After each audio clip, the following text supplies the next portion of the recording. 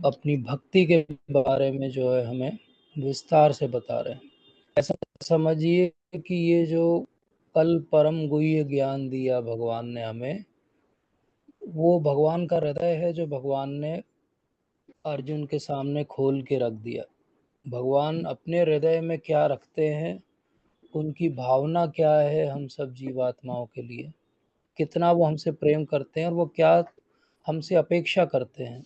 जैसे कभी कभी माता पिता अपने पुत्र या पुत्री को बैठा के समझाते हैं कि हम आपसे क्या चाहते हैं, तो प्रैक्टिकली पिछला अध्याय और यहाँ से लगा के 12वें अध्याय तक भगवान यही दर्शा रहे हैं कि वो हमें कितना प्रेम करते हैं और वो हर जीवात्मा से क्या जो है अपेक्षा रखते हैं।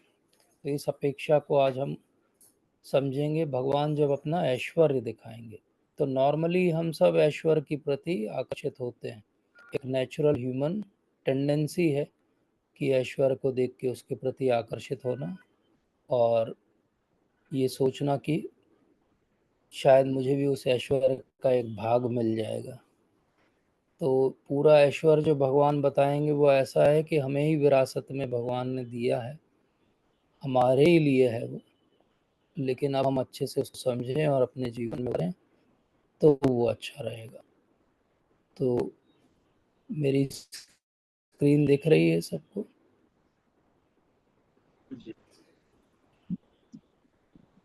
तो मैं अपना वीडियो ऑफ कर रहा हूँ ताकि हम स्क्रीन अच्छे से देख पाएँ। बीच में फिर भी कोई प्रॉब्लम हो तो मुझे बताइएगा। आज नेटवर्क की बैंडविड्थ बहुत कम दिखाई दे रही है।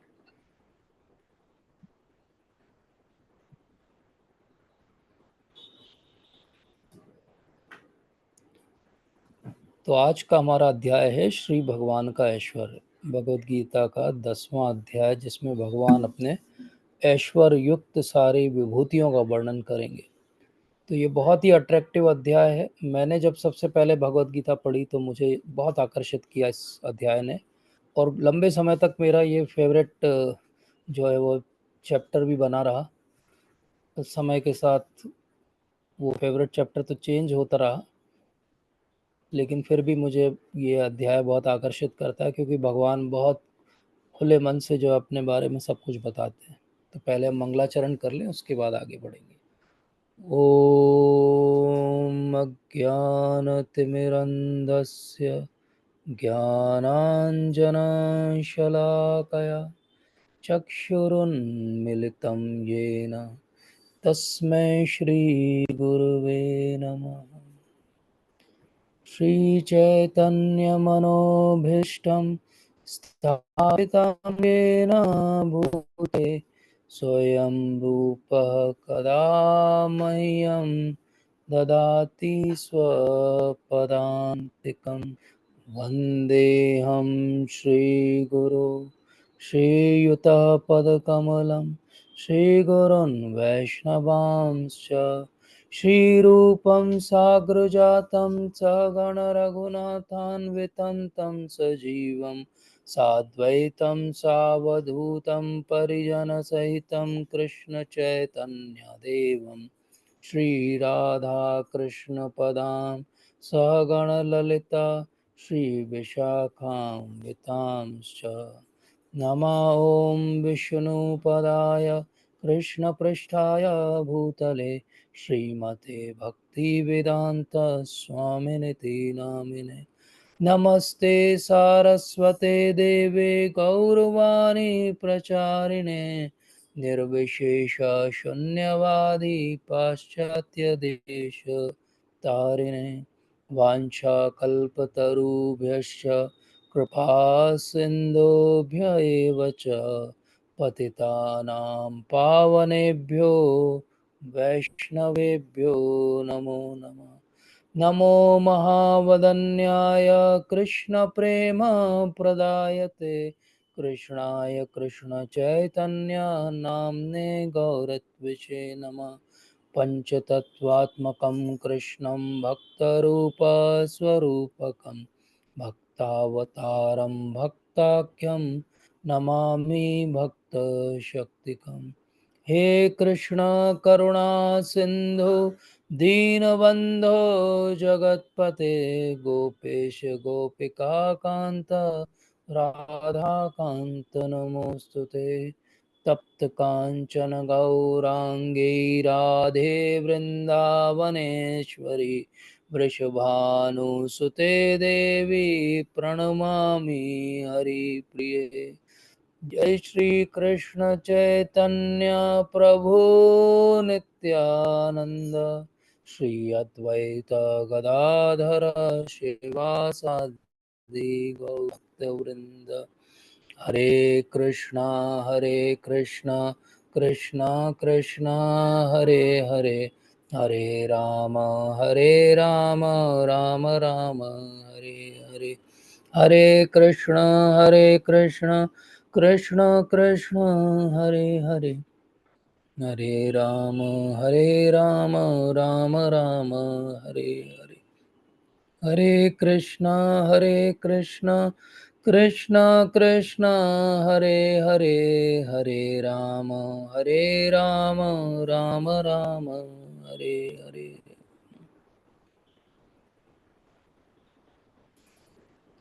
पिछले सत्र में भगवान ने हमें एक विशेष बात बताई थी, और वो थी मन मना भव मद भक्तो मद्या जीमाम नमस्कुरु मामे वेश्यसी युक्तेत्व आत्मा नाम मत परायणा। तो भगवान ने कहा था कि किसी तरह से अपना मन जो है मेरे चिंतन में लगाओ, मुझे प्रणाम करो, मेरी पूजा करो, और पूरी तरीके से मुझ में जो है वो अपने आप को तल्लीन कर लो। जब ऐसा कर लोगे तो तुम जरूर मेरे पास आओगे। ये भगवान का प्रॉमिस था 9.34 में। किस तरह से मन लगाएं, किस तरीके से ऐसा कर लें कि पूरे समय हम भगवान के बारे में सोचें। अब हमने तो कभी भगवान के आज तक दर्शन नहीं किए, हम भगवान के बारे में कैसे सोचें? तो क्या कोई पेंटिंग रख लें सामने, कोई विग्रह जो हमें प्रिय हो उनको रख लें, या उनकी पिक्चर रख लें? क्या करें, कैसे हम भगवान में अपना मन लगाएं? बोले फिर हम तो गृहस्थ हैं, हमें संसार में 20 कार्य करने हैं, संसार में जाना है, कर्मियों से मिलना जुलना है, तो फिर हम अपना मन भगवान में कैसे लगाएं? क्योंकि हम भगवान से तो मिले नहीं हैं, तो हमारा मन कैसे लगेगा? जिस वस्तु को देखा ना हो उसमें मन कैसे लगेगा? तो भगवान इस बात को समझ,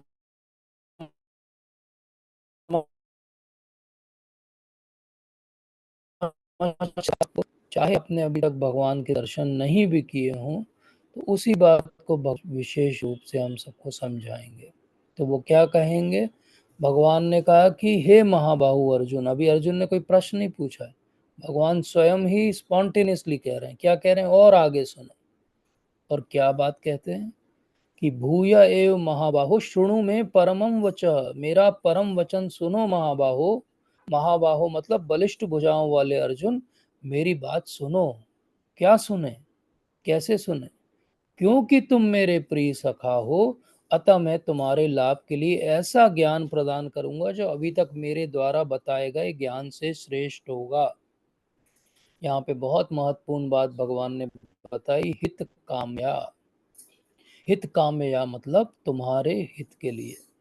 तो भगवान की भगवत गीता हमने पहले सत्र में समझा था केवल अर्जुन के लिए नहीं है, अर्जुन निमित्त मात्र है, भगवत गीता तो हम सब के लिए है। तो भगवान हम सबको कह रहे हैं कि सुनो जीवात्माओं, तुम्हारे हित की एक बात मैं कहूंगा, एक ऐसा ज्ञान दूंगा जो सबसे श्रेष्ठ ज्ञान होगा आज तक का। अच्छा, तो किसको देंगे भगवान? तो भगवान ने बोला क्योंकि तुम मेरे प्रिय सखा हो इसलिए मैं तुम्हें दूंगा। मेरे प्रिय सखा हो, मित्र हो, इसलिए मैं तुम्हें ये ज्ञान दूंगा, मैं सबको ये ज्ञान नहीं दूंगा। इसका अर्थ क्या हुआ? पिछले सत्र में भगवान ने कहा था कि जो द्वेष करेगा उसको ज्ञान नहीं मिलेगा, भक्ति नहीं मिलेगी। आज क्या भगवान कह रहे हैं कि प्रिय सखा हो इसलिए ज्ञान मिलेगा, अर्थात भगवान से कोई संबंध हमें स्थापित करना होगा तब ये ज्ञान मिलेगा। अन्यथा हम कई बार ऐसे सत्र जो है अटेंड कर लेंगे, कई बार हमारी भगवत गीता पढ़ के हो जाएगी, कई सारे श्लोक हमको याद होंगे, लेकिन फिर भी ये हमारा हित का ज्ञान हमें एक्चुअली समझ में नहीं आएगा। क्यों नहीं आएगा? क्योंकि जब तक सखा अर्थात कोई संबंध स्थापित नहीं होगा, भगवान ये ज्ञान सच में नहीं देंगे। तो ये बहुत महत्वपूर्ण बात है कि फिर हमारा जो है वो ये ज्ञान फलीभूत हो। कैसे वो ये फलीभूत होगा? तो उसके लिए फिर हम एक बार रिवाइज करते हैं कि श्री भगवान हुआ, अर्थात कौन कह रहा है? ये स्वयं भगवान कह रहे हैं। कौन है भगवान? तो पाराशर मुनि जो वेद व्यास जी के पिता हैं, वो क्या कहते हैं? ऐश्वर्यस्य समग्रस्य वीर्यस्य यशस् श्रियः ज्ञान वैराग्योश्चैव क्षणा भग इतिर्णा। मतलब ये षड ऐश्वर्य हैं, ये 6 ऐश्वर्य हैं। किसी को भी अगर भगवान कहना है तो उसके अंदर ये 6 ऐश्वर्य होने चाहिए।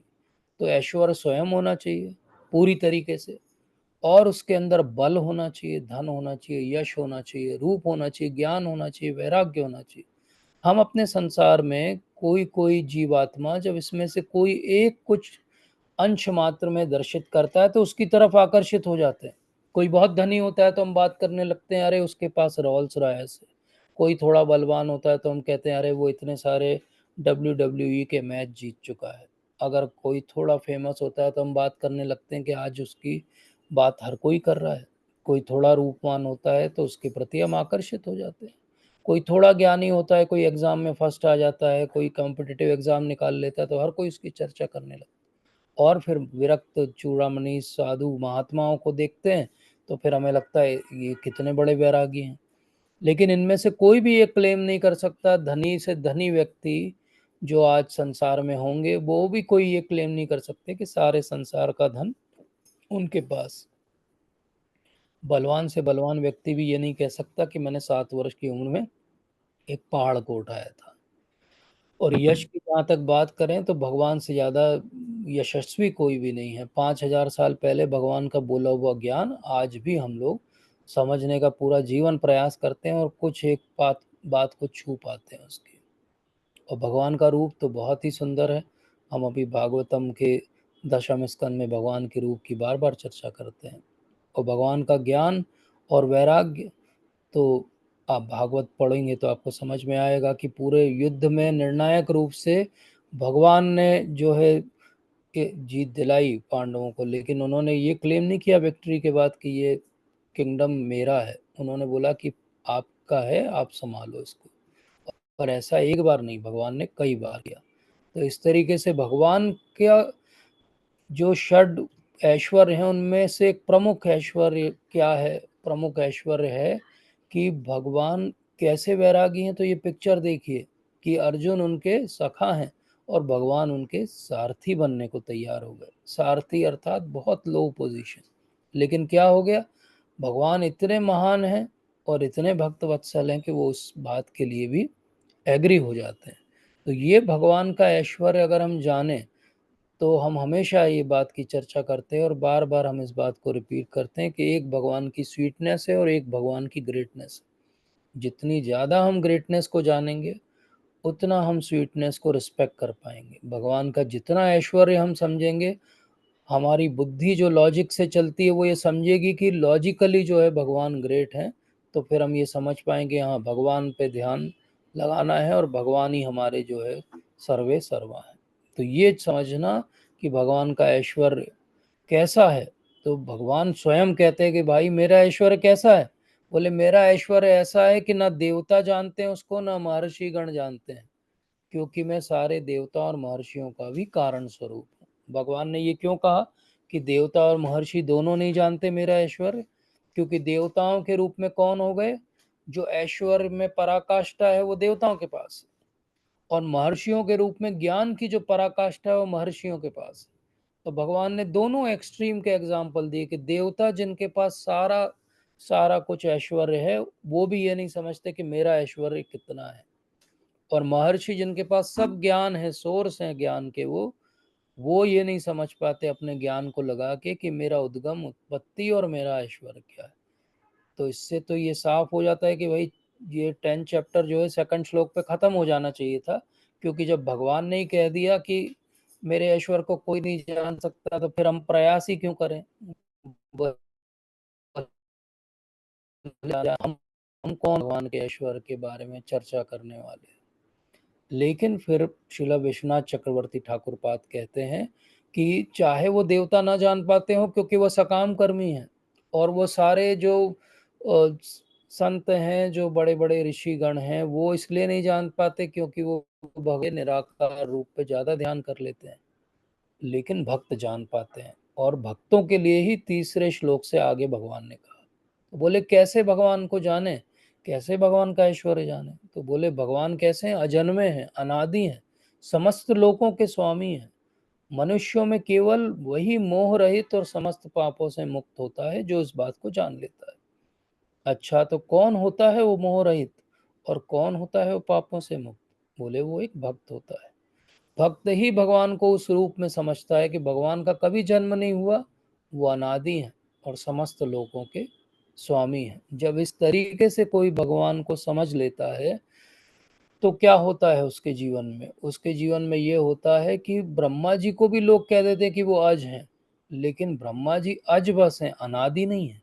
ब्रह्मा जी का एक समय है, एक कल्प है, ब्रह्मा जी की एक आयु है 311 ट्रिलियन ईयर्स, और इसलिए ब्रह्मा जी को हम अज कह सकते हैं, लेकिन ब्रह्मा जी को अनादि नहीं कह सकते। अनादि जो शब्द है वो केवल केवल केवल भगवान के लिए होगा।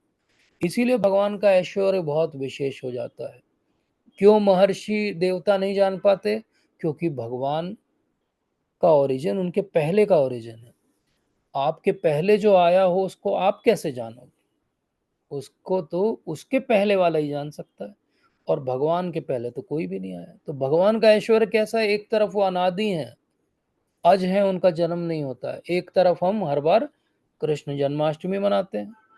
एक तरफ भगवान इतने अपनी शक्ति से संपन्न है कि उनको कोई छू भी नहीं सकता है, और एक तरफ हम देखते हैं कि यशोदा मैया जो है वो रस्सी से लेकर उखल से बांधने का प्रयास करती है। जब वो रस्सी से उखल को बांधने का प्रयास कर रही है, तो हर बार रस्सी जो है 2 अंगुल छोटी पड़ जाती है। ये भी अजीब सा मैथमेटिक्स। नई नई रस्सी जुड़ती जा रही है, लेकिन वो 2 अंगुल की कमी को पूर्ति कोई भी नहीं कर पा रहा है। रस्सियों का पूरा जो है सुपरमार्केट लग गया वहाँ शाम होते होते, लेकिन यशोदा मैया कान्हा को नहीं बांध पा रही। ध्यान देने वाली बात क्या है? भगवान ने कमर में एक काला धागा पहना हुआ है, जिस पे घंटियां लगी हुई हैं छोटी छोटी, और वो काला धागा किसने बांधा था कमर में उनके? वो यशोदा मैया ने ही बांधा था। तो भगवान यशोदा मैया के उस काले धागे से तो पहले ही बंधे हुए हैं, और अंत में जब उनका परेशान थे तो वो उसी बंध जाते हैं। लेकिन वो 2 अंगुल की कमी जो है वो पूर्ति करने में यशोदा मैया को पसीने आ जाते हैं। तो एक तरफ भगवान लोक महेश्वर हैं, सारे लोगों के महेश्वर हैं, और एक तरफ हम देखते हैं कि अर्जुन उनको गाइड कर रहा है और बोल रहा है कि भगवान दोनों सेनाओं के बीच में मेरा रथ ले चलो, और भगवान एक आज्ञाकारी ड्राइवर सारथी की तरह उसका रथ ले जाते हैं। तो कहाँ वो लोगों के महेश्वर, और कहाँ वो इतने अहंकार रहित कि वो अर्जुन को जो है जैसा वो कह रहा है वैसा करते हैं। युद्ध में आगे भी जब युद्ध भीषणता से चलता है, तब इतना कोलाहल होता है पूरी युद्ध भूमि में कि सुनाई नहीं देता कि क्या कहा जा रहा है। तो ऐसे समय में अपने पैरों से जो है वो सारथी को बताना पड़ता है योद्धा को कि किस तरफ चलना है। अगर वो अपने पैरों से राइट कंधे को छूता है तो सारथी राइट साइड मुड़ जाता है, अगर वो बीच में छूता है तो सीधा चलता है, और लेफ्ट तरफ छूता है तो लेफ्ट साइड चलता है। ये उसका जो है डायरेक्शन बताने का तरीका है। सोचिए, पैरों से अर्जुन को रास्ता बताना पड़ेगा भगवान को, और भगवान उस रास्ते चलेंगे। कौन है भगवान? भगवान सारे लोगों के महेश्वर हैं। हमने अभी 5.29 में इस बात को समझा था। तो कैसे हैं भगवान? इतना आसान नहीं है, लेकिन कभी कभी आप किसी जीव के अंदर कुछ गुण देख के समझ सकते हो कि इसमें भगवान का थोड़ा थोड़ा क्या दिख रहा है, हमें झलक दिखाई दे रही है। तो आप देखो कि लोगों के अंदर जब भी आपको बुद्धि ज्ञान दिखे, मोह से मुक्ति दिखे, क्षमा का भाव दिखे, सत्यता दिखे, ऐसे अच्छे अच्छे जब गुण दिखे, तो आप समझ जाना कि इसके अंदर थोड़ा थोड़ा जो है वो भगवत तत्व आ रहा है। थोड़ा थोड़ा इसने जो है वो भगवान को समझना आरंभ कर दिया है। थोड़ा थोड़ा ये भगवान के बारे में जानने लगा है कि ये सारे गुण कहाँ से आते हैं? सत्व गुण से आते हैं। और सत्व गुण कहाँ से आता है? भगवान की कृपा से आता है। तो भगवान ने वैसे सारे गुण बनाए हैं, लेकिन भगवान का अरेंजमेंट ऐसा है कि जो ऊपर ऊपर ऊपर ऊपर चढ़ेगा अपने जीवन में, चेतना में, उसमें धीरे धीरे सद्गुणों का विकास होगा। हम जो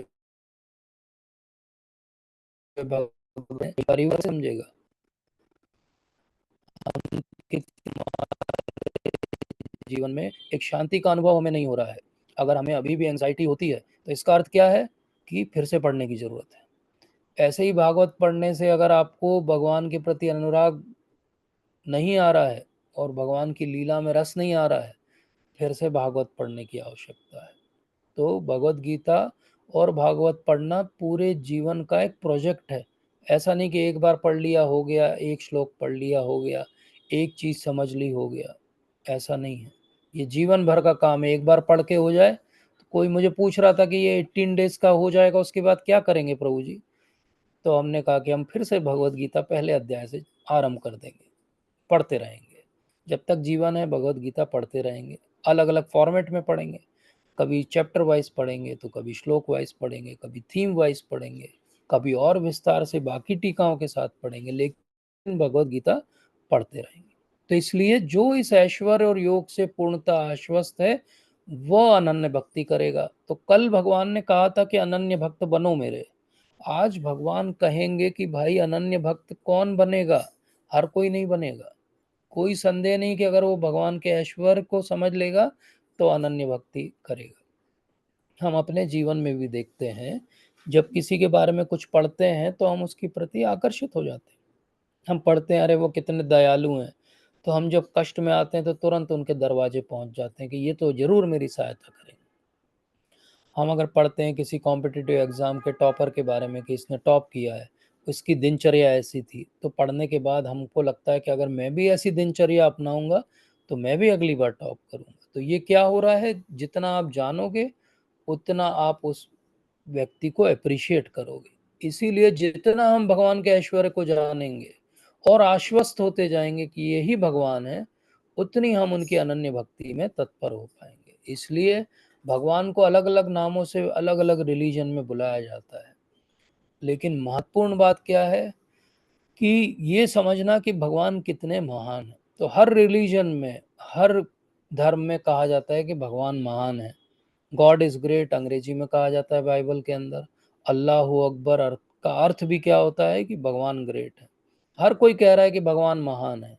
आज भगवान हमको बताएंगे कि कितने महान है, कैसे महान है, क्यों महान है। और अब सबसे महत्वपूर्ण पार्ट जो है वो आरंभ होता है। ये 4 श्लोक जो अब भगवान कहेंगे 10.8 के आगे, ये सारे के सारे श्लोकों को, चारों को एक साथ कहा जाता है चतुश्लोकी भगवद गीता। तो ये 4 सीड वर्स हैं, ऐसा मान लीजिए। भगवद गीता पूरी ना पढ़ पाए तो हमारे आचार्य गणों ने बताया कि ये 4 श्लोक पढ़ना चाहिए। कुछ याद करना चाहिए तो ये 4 श्लोक तो जरूर याद कर लेना चाहिए इन सत्रों के दौरान, ताकि आप और कुछ नहीं तो कोई पूछे तो कह पाओ कि हमको चतुश्लोकी भगवद गीता कहाँ है भगवद गीता में, ये भी पता चल गया। और वो 4 श्लोक से भगवान क्या कहना चाहते हैं ये भी पता चल गया। भगवान बहुत विशेष रूप से बताएंगे कि किस प्रकार से भगवान का ऐश्वर्य क्या है। तो भगवान को, जैसा अभी भगवान ने स्वयं कहा कि जो संशय रहित होके मेरे से संबंध बनाएगा उसको प्रेमा भक्ति मिलेगी। तो इसलिए पहली सीढ़ी प्रेम भक्ति की है संबंध या रिलेशनशिप। हम अपने संसार में भी आसपास देखें तो ऐसा ही होता है। पहली चीज संबंध होता है। किसी को बिजनेस भी करना हो तो पहले क्या होगा, एक संबंध बनेगा दोनों पार्टीज के बीच में, उसके बाद में जो है वो एक ट्रांजैक्शन होगा, और उसके बाद में जो आपका हेतु है वो पूर्ति होगी। आपको धन चाहिए तो धन मिलेगा आपको उस ट्रांजैक्शन के बाद। इसी प्रकार से भगवान से भी पहली जो सीढ़ी है वो संबंध है। संबंध कब जुड़ेगा, जब हम भगवान के ऐश्वर्य को अच्छे से समझेंगे। भगवान 8वें श्लोक में अपने ऐश्वर्य को विस्तार से बताते हैं। अहम सर्वस्य प्रभुओ मत्तः सर्वम प्रवर्तते इति मत्वा भजन्ते माम बूढ़ा भाव समन्विता। तो भगवान ये कह रहे हैं बूढ़ा भाव समन्विता। बूढ़ा मतलब विद्वान जन। तो जो बुद्ध लोग हैं, जो विद्वान लोग हैं, वो क्या समझते हैं? बोले वो क्या क्या समझते हैं, गिनते जाओ अर्जुन। वो ये समझ जाते हैं कि मैं समस्त आध्यात्मिक और भौतिक जगतों का कारण हूँ, पहला। प्रत्येक वस्तु मुझसे ही उद्भत है, दूसरा। और उन्हें मेरी प्रेम भक्ति में लगना चाहिए, तीसरा। और इस तरह वो अपने पूरे हृदय से मेरी पूजा में तत्पर होते हैं। चौथा, तो अब हम अपना अपना जो है इंक्लिनेशन चेक कर लें कि क्या हम सच में समझ जाते हैं और पूरी तरीके से आश्वस्त हैं कि भगवान ही आध्यात्मिक और भौतिक जगतों के कारण हैं और सब कुछ उनसे ही आ रहा है। क्या हम इस बात के लिए सेम पेज पे हैं? क्या हम एग्री होते हैं इसके लिए? अगर हम इतना समझते हैं और अगर हम बुद्धिमान हैं, तो हम भगवान की प्रेम भक्ति में लगेंगे, क्योंकि हमें समझ में आ गया कि कुछ और तो कारण ही नहीं है। सर्व कारण कारण कौन है? स्वयं भगवान है। इसलिए भगवान की प्रेम भक्ति में लगना चाहिए। तो पिछले अध्याय का आरंभ हुआ था तत्शृणु से, सुनो सुनो। अब भगवान सच में सुना रहे कि ध्यान से सुनो मैं क्या कह रहा हूं, क्योंकि तुम्हारी सारी इच्छाएं एक्चुअली मेरे लिए होना चाहिए। और इसको कहते हैं अभिधेय, कि कैसे अब ये जानने के बाद कि अहम सर्वस्व प्रभु, जो भक्त है वो भगवान की भक्ति में लगता है। तो क्या कहते हैं भगवान? मच्चित्ता मद्गतः प्राण बोधयन्तः परस्परं कथयन्तश्च मां नित्यं तुष्यन्ति च रमन्ति च।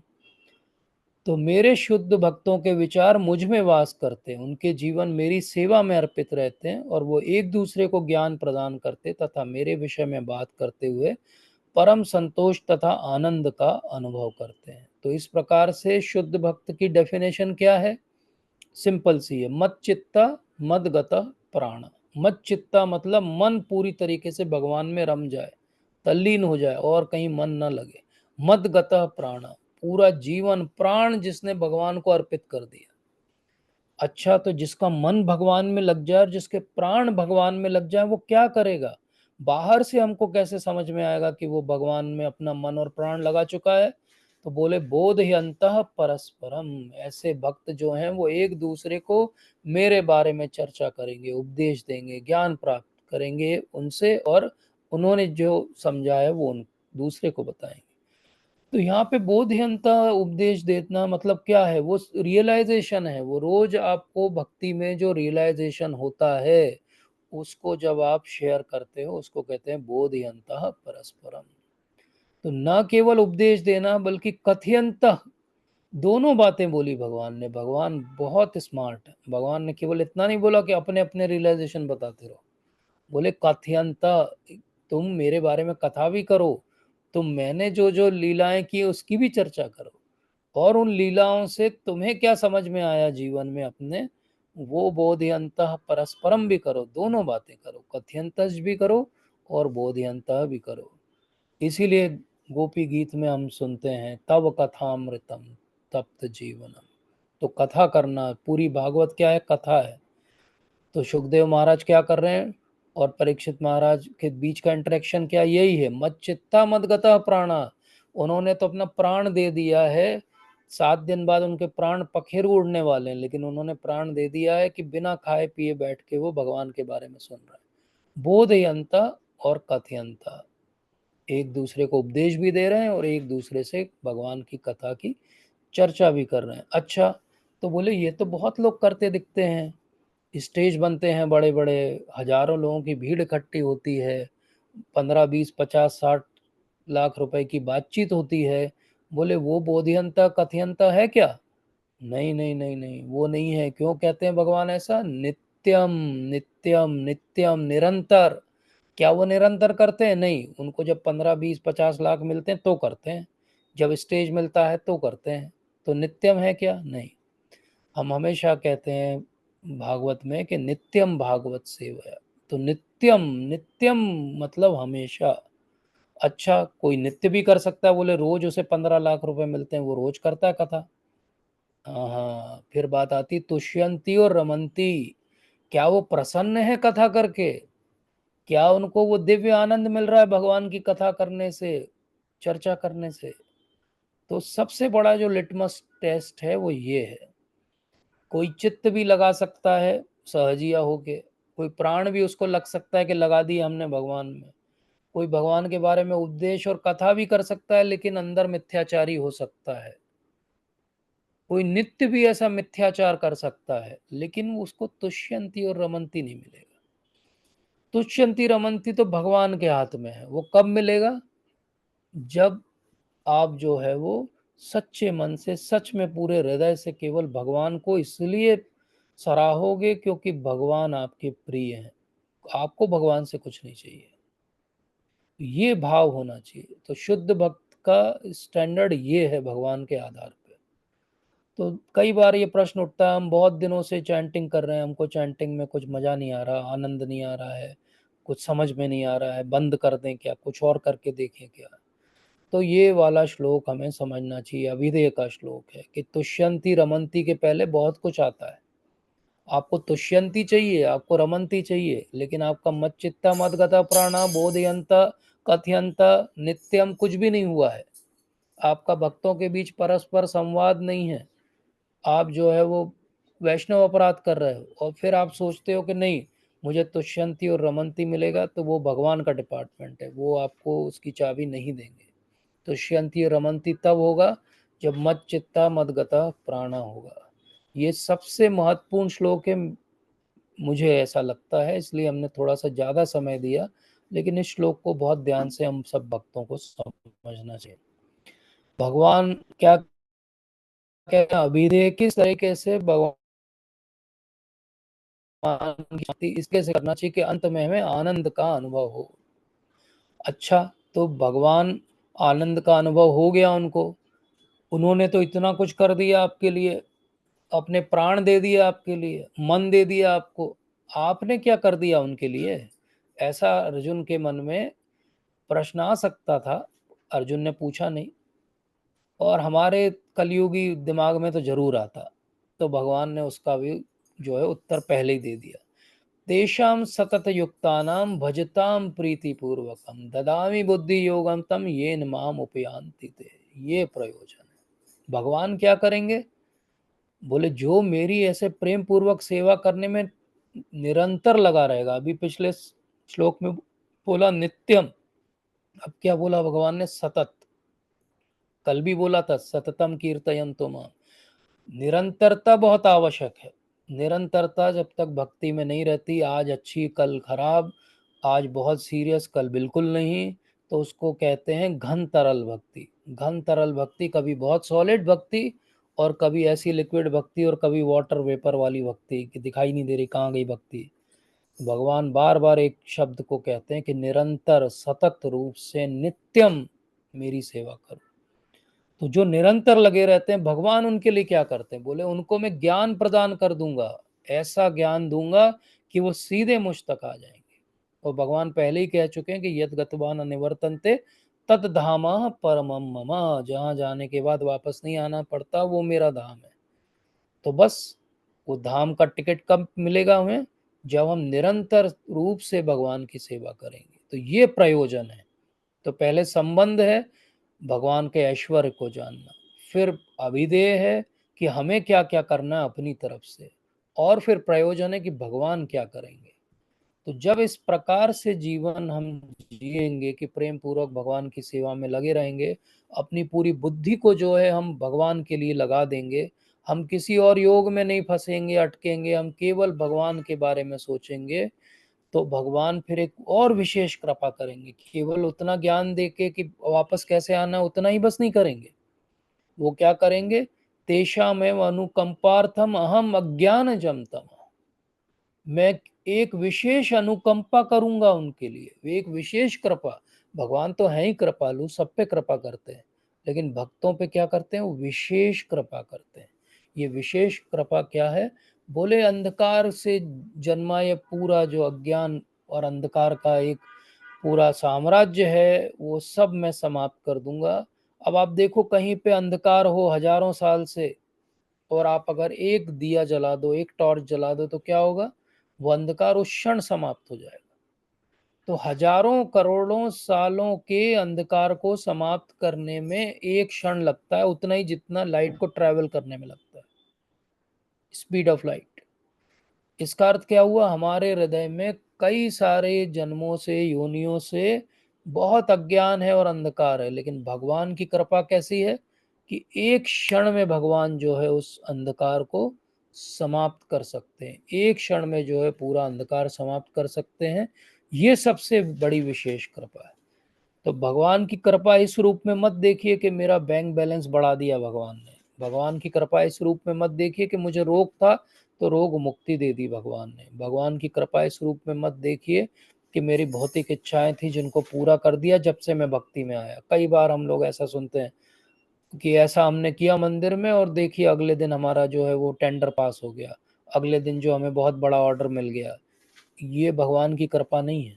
भगवान की कृपा है, क्या आपका अज्ञान दूर हुआ, क्या आपकी भक्ति, क्या उसका क्या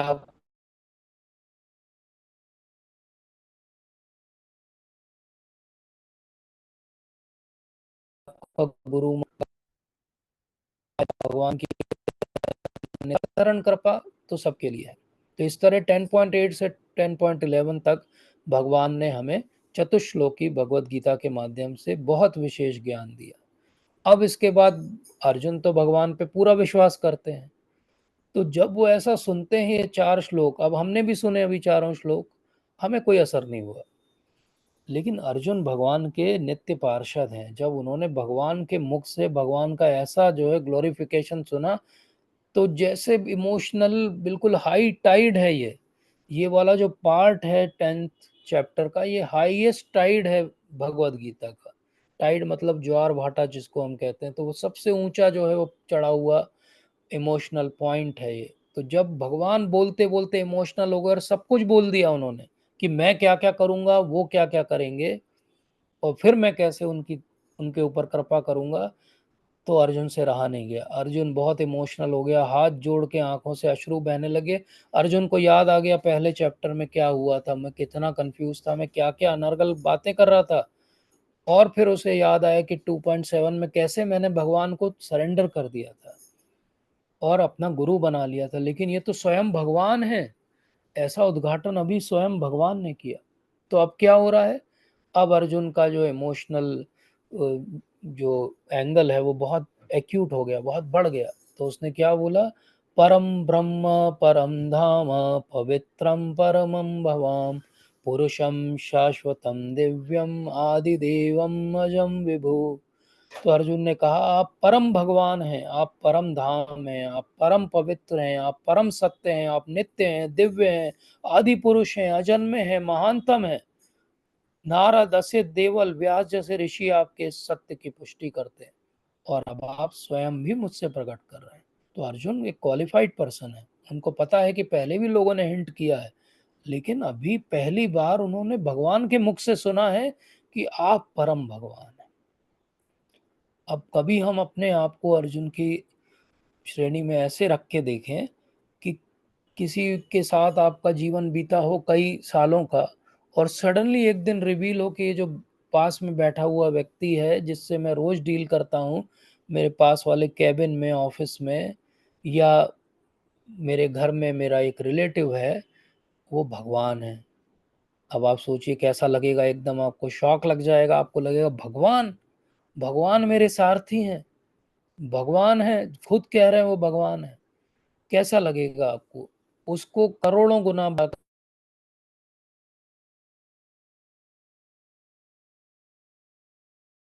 कर दीजिए ऐसा। अब फिर अर्जुन को ये बोलने की आवश्यकता क्या थी कि जब भगवान ने ही बोल दिया है कि मैं भगवान हूँ, तो क्यों कहा कि नारद असित देवल व्यास देव ये सब क्यों कहते हैं, ऐसा क्यों बोला? ऐसा सिंपल इसलिए बोला अर्जुन ने क्योंकि हमारे कलयुगी लोग बोलते क्या रहे, ऐसे तो मैं भी बोल देता हूँ मैं भगवान हूँ। तो तुरंत उन्होंने रेफरेंस दिया कि नहीं नहीं, आप इन सब से पूछ के आओ, नारद जी से पूछ के आओ कौन है भगवान, बताएंगे वो। और फिर उन्होंने खुद अपना भी एक स्टैंप लगाया कि मैं भी इसकी सत्यता की पुष्टि करता हूँ, मैं भी सर्टिफाई करता हूँ भगवान कि आप भगवान हो। और मैं ये भी समझता हूँ कि ना देवता ना असुरगण कोई आपके स्वरूप को नहीं समझ सकता। बात वही है जो भगवान ने पहले ही डिस्क्लेमर दे दिया था कि मेरे ऐश्वर्यों को कोई नहीं समझ पाता, मुझे समझना तो बहुत दूर की बात है। और फिर कहते हैं कि आप सबके उद्गम है, सब प्राणियों के स्वामी हैं, देवों के देव हैं, ब्रह्मांड के प्रभु हैं।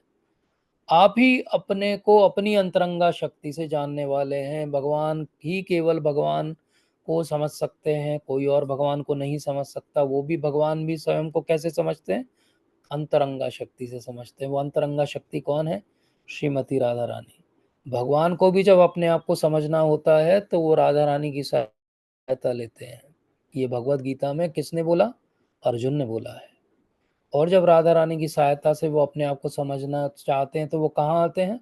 वो महाप्रभु बन के धरती पर आते हैं और भक्ति का प्रचार करते हैं।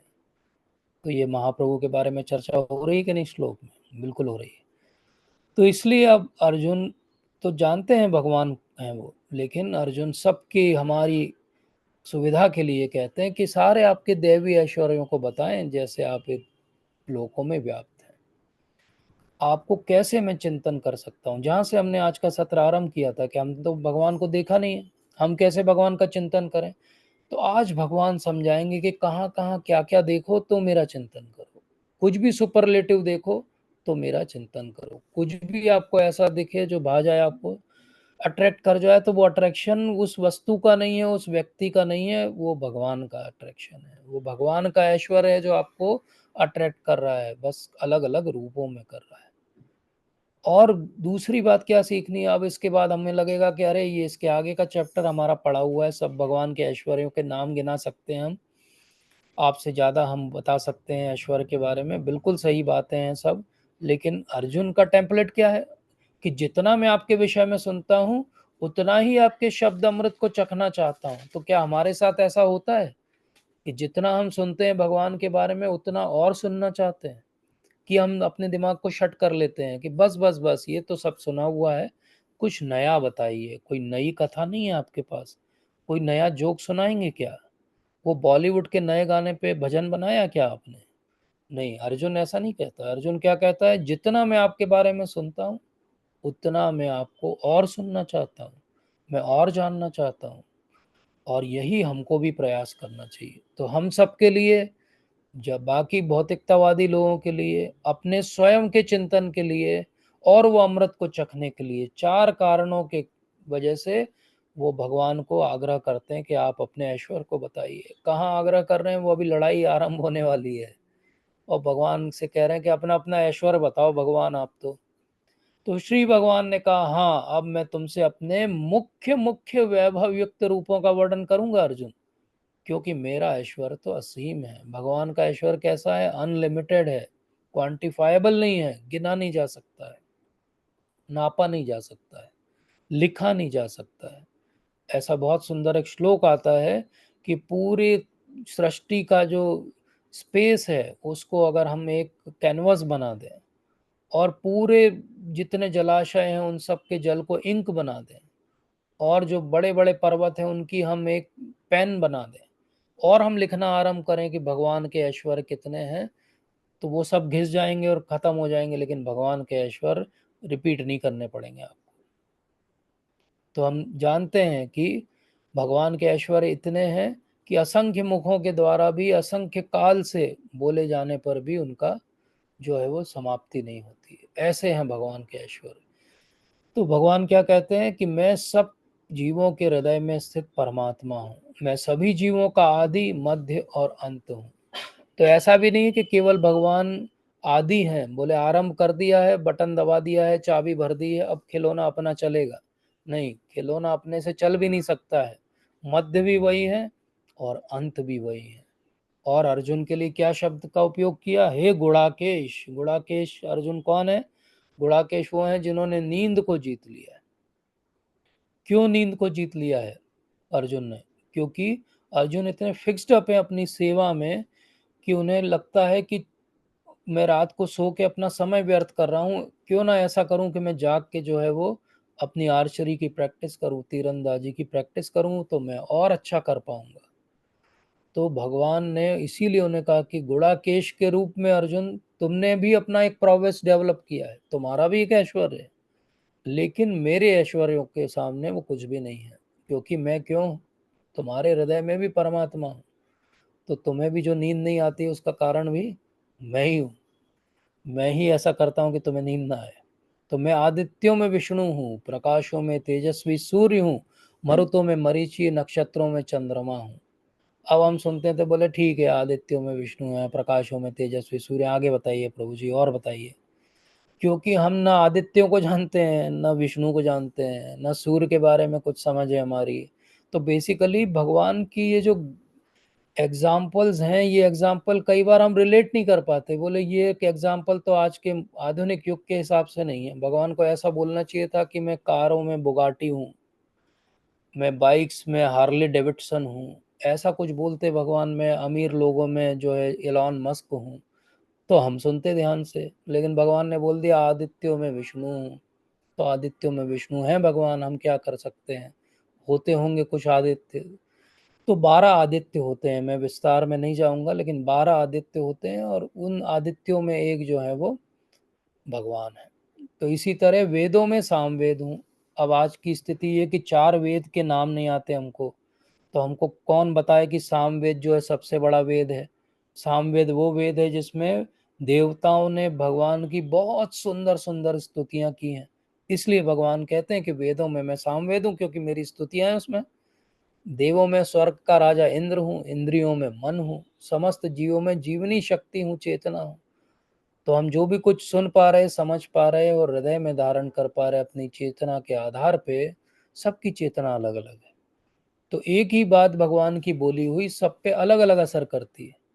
कोई ये पढ़ेगा वेदों सामवेद हूँ, देवों में स्वर्ग का राजा इंद्र हूँ, उसकी आंखों से अश्रु बहने लगेंगे, उसको लगेगा अरे भगवान कितने महान है। और कोई होगा पत्थर की तरह हमारे जैसा, जो बोल भी देगा और उसके जीवन में कोई परिवर्तन नहीं आएगा, पढ़ भी लेगा लेकिन जीवन में कोई परिवर्तन नहीं आएगा। तो भगवान क्या कहते हैं कि मैं सब चीजों का जो सुपरलेटिव है वो मैं हूँ। जहां भी सबसे सुपरलेटिव कुछ देखो, इसलिए सारे रुद्रों में सबसे सुपर मोस्ट हैं शिव जी। तो इसलिए शंकर जी क्या है, बेस्ट है, इसलिए वो मैं हूँ। यक्षों राक्षसों में का देवता कुबेर हूँ। इसको ऐसे भी समझना चाहिए कि इसका अर्थ ये नहीं हो कि बाकी रुद्र जो है भगवान के रिप्रेजेंटेटिव या भगवान के अंश नहीं है। बाकी सब भी भगवान के ही अंश हैं, लेकिन स्पेशली सुपरलेटिव बेस्ट के लिए भगवान यहाँ पे चॉइस कर रहे हैं और बोल रहे हैं कि वसु मैं अग्नि हूँ, समस्त पर्वतों में मेरु हूँ। तो इस प्रकार से भगवान अपनी विशेषता बताते हैं कि कितने तरह के रुद्र होते हैं और उन रुद्रों में भगवान कौन है, ये सब। फिर कहते हैं समस्त पुरोहितों में मुख्य पुरोहित बृहस्पति जानो। तो बृहस्पति कौन है, देवताओं के पुरोहित हैं, और एक बृहस्पति नीति उनके आधार पर चलती है। और समस्त सेना नायकों में कार्तिकेय हूँ, समस्त जलाशयों में समुद्र हूँ, क्योंकि वो सबसे बड़ा होता है। सारे महर्षियों में भृगु हूँ, वाणी में दिव्य ओंकार हूँ, समस्त यज्ञों में पवित्र नाम का कीर्तन जप तथा समस्त अचलों में हिमालय हूँ। इस पूरे ऐश्वर्यों में हम भक्तों के लिए बहुत महत्वपूर्ण बात अगर कुछ है तो वो ये है, यज्ञों में पवित्र नाम का कीर्तन हूँ। तो जब भी हम किसी से कहें कि आधुनिक युग में, कलयुग में यज्ञ क्या है, तो बोले संकीर्तन यज्ञ है। तो लोग प्रश्न उठाते हैं कि ये आप मन गढ़ंत इस्कॉन वाले कहाँ से उठा ला इस बात को। तो हम बोलेंगे कि 10.25 जाइए और कृपया देखिए, भगवान ने स्वयं अपने मुख से कहा है कि समस्त यज्ञों में मैं पवित्र नाम का कीर्तन हूँ, जप यज्ञ हूँ, इसलिए जप यज्ञ सबसे महान है। स्वयं भगवान ने ऐसा बोला है। समस्त वृक्षों में अश्वत्थ वृक्ष हूँ, क्योंकि वो लगभग उसकी आयु जो है वो अमर होता है। देव ऋषियों में नारद हूँ, गंधर्वों में चित्ररथ हूँ, सिद्ध पुरुषों में कपिल मुनि हूँ। तो इस प्रकार से जो विशेष भक्त हैं हमारे नारद मुनि, उनका नाम भगवान यहाँ लेते हैं। तो भगवान को भक्तों का नाम लेना बड़ा भाता है, इसलिए जहाँ मौका मिलता है वो बोल ही देते हैं। तो नारद जो है वो कौन है, नारद मतलब जो पूरी नर जाति को भक्ति प्रदान करने की शक्ति किसी को मिली है, तो वो नारद जी को मिली। सारे घोड़ों में भगवान उच्च श्रवा है, जो अमृत के लिए समुद्र मंथन के समय उत्पन्न हुआ था। गजराजों में भगवान ऐरावत है, मनुष्यों में राजा है। हथियारों में व्रज हूँ, गायों में सुरभि हूँ, संतति उत्पत्ति के कारणों में प्रेम का देवता कामदेव, और सर्पों में मैं वासुकी हूँ। अनेक फणों वाले नागों में मैं अनंत हूँ, जलचरों में वरुण देव हूँ, पितरों में अर्यमा हूँ, और नियमों के निर्वाहकों में मृत्युराज यम हूँ। क्यों यम है भगवान, क्योंकि नियमों का जितना अच्छा निर्वहन यमराज करते हैं उतना अच्छा कोई नहीं करता। यमराज और उनके यमदूत कभी एक क्षण भी कहीं लेट नहीं होते हैं, तुरंत जो है आत्मा को सही जगह ले जाते हैं जहाँ उसकी गति होती है, और आज तक कभी मिस्टेक नहीं की उन्होंने। तो इसलिए वो निर्वाहकों में यमराज जी हैं। दैत्यों में भक्तराज प्रहलाद हूँ। तो दैत्यों में भी भगवान को कहीं तो उन्हें प्रहलाद महाराज की याद आई, बोले प्रहलाद ही सबसे सही टेम्पलेट है मेरे लिए। और दमन करने वालों में मैं काल हूँ, पशुओं में सिंह हूँ और पक्षियों में गरुण हूँ। अब दमन करने वालों में काल क्यों है भगवान? क्योंकि आप कितने बड़े 30 मार का हो और कितनी आपकी तूती बोलती हो, समय के साथ जो है आप नष्ट हो जाएंगे, समय के साथ आप खत्म हो जाएंगे। इसलिए दमन करने वालों में भगवान क्या है? काल है। काल के रूप में भगवान सबका दमन कर देते हैं। कोई भी बड़ा बड़ा राजा, बड़ा बड़ा राजपाट सब समाप्त हो जाता है। समस्त पवित्र करने वालों में मैं वायु हूँ, क्योंकि अगर कहीं भी क्रॉस वेंटिलेशन होता रहे तो वहाँ बदबू नहीं होती, सब चीज पवित्र हो जाती है। बदबू वहीं आती है जहाँ क्रॉस वेंटिलेशन नहीं रहता। शस्त्रधारियों में मैं राम हूँ, मछलियों में मगर और नदियों में गंगा हूँ। शस्त्रधारियों में राम है। अब इसके दो अर्थ होते हैं। राम अर्थात रामचंद्र जी के रूप में जब भगवान आए थे तो वो शस्त्र धारण करते थे। राम का बाण जो है वो प्रसिद्ध है कि वो अपना लक्ष्य कभी भूलता नहीं है। लेकिन यहाँ पे बलदेव विद्याभूषण जी समझाते हमें कि यहाँ भगवान अपनी विभूतियों का वर्णन कर रहे हैं, इसलिए शस्त्रधारियों में राम का अर्थ हो गया कि वो परशुराम की बात कर रहे हैं, क्योंकि वो भी फरसा लेके चलते हैं। तो शस्त्रधारियों में भगवान क्या है? राम है। इसी प्रकार से समस्त सृष्टियों का आदि मध्य और अंत हूँ। शुरू में भगवान ने कहा था कि मैं हर जीव का आदि मध्य और अंत हूँ। अब उसको एक्सपैंड कर देते हैं और कहते हैं कि पूरी सृष्टियों का आदि मध्य और अंत में हूँ। और अभी भगवान ने कहा था कि सारे यज्ञों में मैं जप यज्ञ हूँ। और अब कहते हैं समस्त विद्याओं में मैं आध्यात्म विद्या हूँ।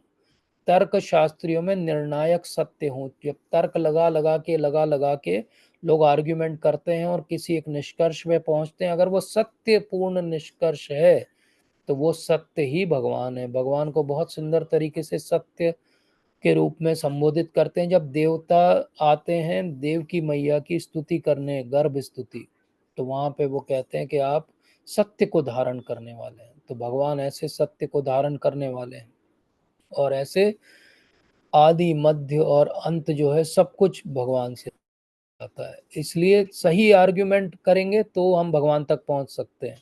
लेकिन हम प्रिजुडाइज होके आएंगे, बायस होके भगवान के बारे में समझेंगे, वाद विवाद करेंगे तो हम भगवान को नहीं समझ पाएंगे।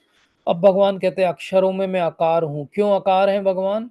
क्योंकि कोई भी शब्द को आ के बिना बोला नहीं जा सकता। तो भगवान को अलग करके कुछ भी नहीं समझा जा सकता जीवन में।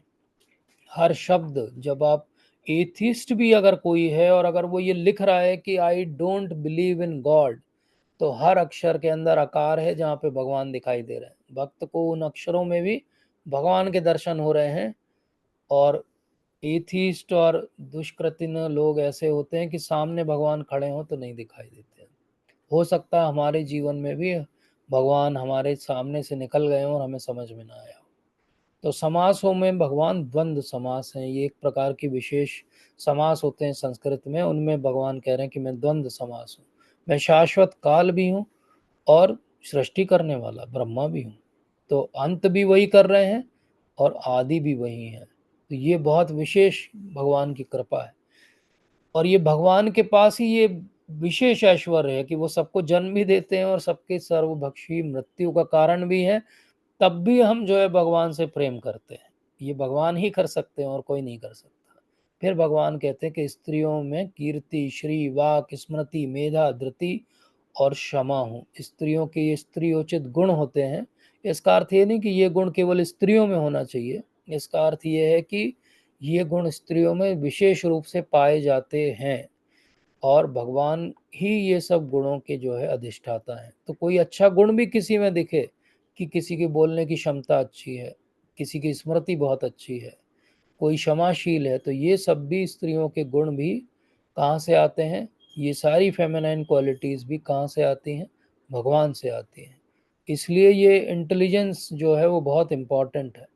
तो इसका अर्थ ये नहीं हुआ कि मेल्स में या पुरुषों में ये इंटेलिजेंस नहीं होती है। अलग अलग प्रकार की इंटेलिजेंस होती है। स्त्रियों की इंटेलिजेंस अलग प्रकार की है और पुरुषों की इंटेलिजेंस अलग प्रकार की। वैदिक सिस्टम क्या है कि दोनों साथ में रहें और अच्छे से जो है अपना जीवन यापन करें और समाज के लिए कुछ अच्छा कार्य करें। तो ज़्यादातर पुरुषों को अगर आप देखोगे तो उनकी डिसीजन मेकिंग या कमांडिंग एबिलिटीज ज़्यादा होती है, लेकिन स्त्रियों में बाकी जो 7 ऐश्वर्य भगवान ने बताए वो ज़्यादा होते हैं। जब दोनों साथ में आ जाते हैं तो वो कंक्लूडिंग कुछ अच्छा डिसीजन ले पाते हैं। इसलिए कोई भी ज़्यादा इंटेलिजेंट या कम इंटेलिजेंट नहीं है। कई बार लोग आधा अधूरा पढ़ते हैं और आधा अधूरा अर्थ निकालते हैं और फिर कहते हैं कि ये तो बहुत ही दकियानूसी बातें दी हुई है भगवत गीता में और स्त्रियों का सम्मान नहीं कर रही है भगवत गीता। ऐसे आपको बहुत सारे लोग अनर्गल प्रलाप करते हुए मिल जाएंगे, लेकिन ये गलत है। उन्होंने ध्यान से परंपरा से भगवत गीता को कभी नहीं पढ़ा है। तो फिर सामवेद तो भगवान कह ही चुके थे कि मैं सामवेद हूँ, लेकिन अब कह रहे हैं कि उन सामवेद के अंदर भी एक बृहत साम बहुत सुंदर स्तुति है भगवान की, वो मैं हूँ। छंदों में भगवान कहते हैं कि मैं गायत्री हूँ और समस्त महीनों में मैं मार्ग शीर्ष हूँ और ऋतुओं में फूल खिलाने वाली बसंत ऋतु नेचुरल सी बात है। सबसे ब्यूटीफुल ऋतु वही है, बारिश भी नहीं हो रही है, मौसम भी अच्छा है, फूल भी खिले हुए हैं। तो ऐसे समय भगवान जो है वो आना चाहते हैं और भगवान उसको एक रिप्रेजेंटेटिव सीजन बनाते हैं। तो इस प्रकार से छलियों में भगवान जुआ है, तेजस्वियों में तेज है, विजय है, साहस है और बलवानों का बल है। तो छलियों में जुआ है, इसलिए जो जो ये सोचते हैं कि हमने भगवान को छल दिया या हमने सिस्टम को हैक कर लिया भगवान के, तो भगवान ऐसा चीट करते हैं उनको कि उन्हें समझ में भी नहीं आता कि उनकी चीटिंग हो गई। और इसीलिए जहाँ भी विजय है, साहस है, बलवानों का बल है, ये सब बल भी कहाँ से आ रहा है? भगवान से आ रहा है। तो ये भगवान बहुत विशेष हैं, खुद तो बलशाली हैं ही, लेकिन कहीं और भी कोई बलवान दिख रहा है तो वो भी भगवान से ही आ रहा है। और फिर वो अपने वंश के बारे में कहते हैं कि वृष्णि वंशियों में मैं वासुदेव और पांडवों में अर्जुन हूँ। अब ये क्यों कह दिया भगवान ने कि सुपरलेटिव में पांडवों में सबसे अच्छे जो वॉरियर हैं इस समय वो अर्जुन है, तो उनको मोटिवेट करना चाहते हैं वो। और स्वयं के बारे में भी कह देते हैं कि मेरा जो ओरिजिन है वो कैसे आता है। और फिर समस्त मुनियों में व्यासदेव हैं और महान विचारकों में उष्णा है। ये उष्णा किसको कहते हैं? शुक्राचार्य जी का नाम। तो अभी थोड़ी देर पहले भगवान ने कहा था कि वो बृहस्पति हैं और अब कह रहे हैं शुक्राचार्य भी वही हैं। अर्थात शुक्राचार्य दानवों के जो है आचार्य हैं और बृहस्पति देवताओं के। दोनों आचार्य, दोनों जो काउंसिलर्स हैं, दोनों जो उनको मोटिवेट करते हैं वो कौन करते हैं? भगवान ही है। भगवान के ही रिप्रेजेंटेटिव हैं जो उनको मोटिवेट करते हैं। तो पहले ही भगवान ने कहा था मैं जल का स्वाद हूँ, सूर्य चंद्रमा का प्रकाश हूँ। ये सब हम पिछले सत्र में सुन चुके हैं। पृथ्वी की आद्य सुगंध हूँ, अग्नि की ऊष्मा हूँ। और आज उसके बहुत आगे बढ़ के भगवान ने कहा, क्या कहा? कि अराजकता को दमन करने वाले समस्त साधनों में से मैं दंड हूँ। तो भगवान स्पष्ट रूप से कहते हैं कि दंड का विधान है। आजकल जो समय आ गया दंड नहीं देना, तो ये भगवान का विधान नहीं है। भगवान कहते हैं अराजकता जब हद से ज़्यादा बढ़ जाए तो उसको दमन करने का साधन दंड है और उसको करना चाहिए। विजय के आकांक्षी हैं उनकी मैं नीति हूँ। अगर आपको विजय चाहिए तो आप नीति पूर्वक चलें। तो नीति जैसा मैं बता रहा था कि दो तरह की होती है, एक बृहस्पति नीति होती है, एक शुक्राचार्य की नीति होती है। दोनों के अंदर बेसिक डिफरेंस क्या है? बृहस्पति की नीति ये कहती है कि अगर आपको कोई अच्छा कार्य करना है तो आपके साधन भी अच्छे होना चाहिए। और शुक्राचार्य क्या कहते हैं? शुक्राचार्य कहते हैं कि हमें अपना एम जो है वो प्राप्त करना है, चाहे उसके लिए साम दाम दंड भेद गलत सही जो प्रयोग करना पड़े हम करेंगे। लेकिन भगवान क्या कह रहे हैं? अगर आपको सच में विजय चाहिए तो आप नीति पूर्वक चलिए। नीति के बाहर जाके आप करेंगे तो आपकी विजय नहीं होगी। रहस्यों में भगवान मौन है। क्यों कहते हैं वो ऐसा? क्योंकि अगर आपका कोई भी रहस्य है, अगर आप एक व्यक्ति के साथ ये बोल के शेयर करोगे देखो देखो मैं तुम्हें बस बता रहा हूँ, किसी को बताना मत, क्या होगा? वो भी दूसरे को कहेगा देखो मैं बस तुम्हें बता रहा हूँ, बताना मत। और कुछ समय के बाद में आप ही को बस पता नहीं रहेगा कि आपका वो रहस्य आसपास आपके हर कोई जानता है। तो इसलिए रहस्य अगर कोई है तो मौन रहिए, चुप रहिए। अगर आपने रहस्य एक को भी बता दिया तो वो रहस्य रहस्य नहीं रहेगा। इसलिए बुद्धिमानी भी कहाँ से आ रही है? बुद्धिमानों का सारा ज्ञान भी कहाँ से आ रहा है? जिसपे उन्हें बहुत अहंकार है, वो भी भगवान के द्वारा ही आ रहा है। अब भगवान कहते हैं कि अब मैं कितना बताऊं अर्जुन, मैं तो समस्त सृष्टि का जनक बीज हूँ। कोई प्राणी नहीं जो मेरे बिना रह सके। तो ये सत्य बात है। भगवान अगर परमात्मा के रूप में हमारे हृदय से बाहर निकल जाए तो आत्मा भी पीछे पीछे निकल जाती है, उसी को हम मृत्यु बोलते हैं। तो इसलिए पहले परमात्मा निकलते हैं बाहर, फिर आत्मा निकलती है, क्योंकि आत्मा तो परमात्मा के पीछे पीछे ही चलती है। इसलिए मेरी देवी विभूतियों का कोई भी अंत नहीं है। क्या क्या कहूँ मैं, मैंने जो तुमसे कहा वह तो मेरी अनंत विभूतियों का संकेत मात्र है। भगवान ने केवल एक संकेत दे दिया। देखो अब इससे क्या सीखो कि जो भी कुछ सुपरलेटिव कहीं देखो तो मेरी याद करो। भगवान बस इतना एक बात समझाना चाहते हैं। तो आज के जीवन में भी हम देख सकते हैं, किसी के प्रति किसी भी विभूति से आकर्षित हो तो तुरंत याद आए कि अरे ये विभूति तो भगवान की दी हुई विभूति है और भगवान के पास ये अनंत क्षमता में विद्यमान है, तो क्यों ना हम भगवान को जो है ध्यान दें। तो तुम जान लो कि सारा ऐश्वर्य, सौंदर्य, तेजस्वी सृष्टियां मेरे तेज के एक स्फुलिंग मात्र से उद्भत है। तो मम तेजो अंश संभवम, मेरे एक तेज से ये सब उत्पन्न हो जाती है, एक चिंगारी से ये सब उत्पन्न हो जाती है। अर्जुन तुम क्या समझोगे, ये सारा ऐश्वर्य सौंदर्य जिसके प्रति तुम आकर्षित हो जाते हो, ये मेरी एक चिंगारी है। मेरी एक चिंगारी को तुम जो है सहन नहीं कर पाते। और देखा है हमने संसार में बड़े बड़े बलशाली लोग किसी एक के रूप सौंदर्य पे जो है सब कुछ न्यौछावर करके मर जाते हैं और सब कुछ छोड़ देते हैं। ये क्या है, वो तो चिंगारी की चिंगारी है और हम उसके प्रति आकर्षित हो जाते हैं। तो फिर भगवान कहते हैं इतना विशद ज्ञान की आवश्यकता क्या है, मैं तो एक अंश मात्र से संपूर्ण ब्रह्मांड में व्याप्त होकर इसको धारण करता हूँ। छोटा सा भगवान का अंश शक्ति का जो है इस पूरे ब्रह्मांड में को धारण करता है। ऐसे असंख्य ब्रह्मांड है। भगवान को कहा जाता है कि त्रिपाद विभूति है। भगवान एक पाद मतलब 1/4 से पूरा मटेरियल क्रिएशन है और 3/4 भगवान की जो एनर्जी है वो उनके दिव्य धाम में है। तो इस तरह ये सारे ब्रह्मांड उनके लिए कुछ भी नहीं है। ब्रह्मांड को जो धारण करते हैं उनको लगता है कि ये ब्रह्मांड क्या है, एक राई के दाने के बराबर है। हमारे सिर पे एक राई का दाना रख दें तो हमें भी ध्यान न रहे कि कहाँ गया वो। ऐसे जो है अनंत शेष के ऊपर असंख्य राई के दाने जैसे उनके असंख्य फणों पे ब्रह्मांड रखे हुए हैं और उनको कोई ध्यान नहीं है उनका। He is not conscious about it, he doesn't have to hold it, it is just there, पड़े हैं वो। उनको कोई उसका मतलब नहीं है, उससे कोई उनको फर्क भी नहीं पड़ता। तो स्वयं भगवान कैसे हैं, स्वयं भगवान महाविष्णु के रूप में सारी जो है सृष्टि का आरंभ करते हैं। गर्भोदक्षाई विष्णु के रूप में हर ब्रह्मांड के अंदर प्रवेश करते हैं और क्षीरोदक्षाई विष्णु के रूप में सबके हृदय में रहते हैं। तो कहाँ कहाँ हम भगवान से बच सकते हैं, कहीं से भी नहीं बच सकते। आप सृष्टि के स्तर पे देखोगे तो महाविष्णु के दर्शन होंगे।